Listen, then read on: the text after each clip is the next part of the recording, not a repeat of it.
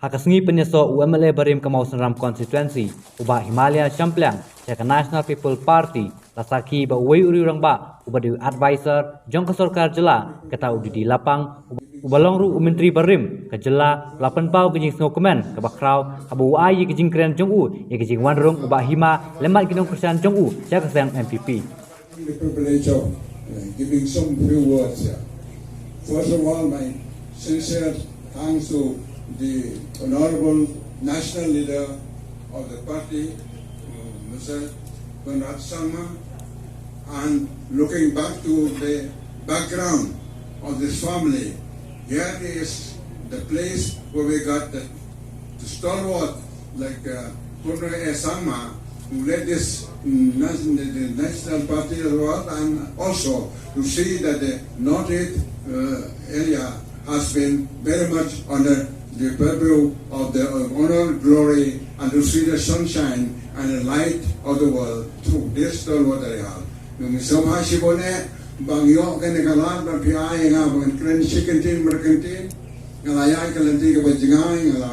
da kenai voice nem ngala damenta ngala perkat balese ngala de ban song tanyo denle don kalat mentang sudon kome. Now we don't have ki brio jongi ki bayalam ye ka parti ke jongi ba kumjoro ki bayalam ye ka sarkar ke jongi. We don't have ki office bearers ki ka parti ke jongi ki ba person dan song deputy chief minister also and also ye bas basiaba lang ni dam deputy chief minister we don't rohne honorable MP jongi ba ko tete ba kumjoro si bon kini ba ngamlawan jer ka teng ngai ke jing sha ka long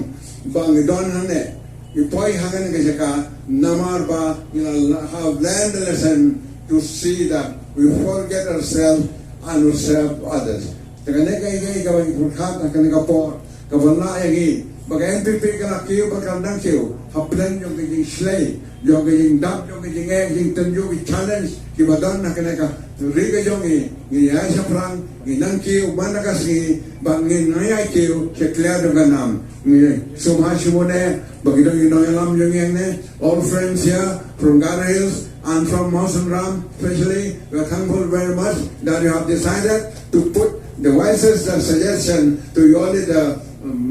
HM champion to see that he has chosen the way that he can lead along with you, and I hope that with the leader that the champion is there, he lead you to the top of the hill and you see the sunshine and the horizon of the thing. You can really see that one day Mountain Ram will also one of the big leaders of the state yogi and also of the nation. I complain ya di baro kai bagingai sem bagane ke gidon yogi hangne kan kran yangi batai baginyai nanaya fika advice to brought to men tong in pendam regular day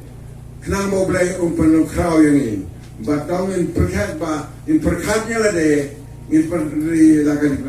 I complain to everybody, friends from Ghana Hills, friends from all sides of the side. We are here together. We'll climb the hill. We'll take the challenge and we'll not forget. We'll see it, we'll strive. We must survive and we'll succeed beautifully after we have our decision. Kumulay sipon, ublay kurkuing ibara.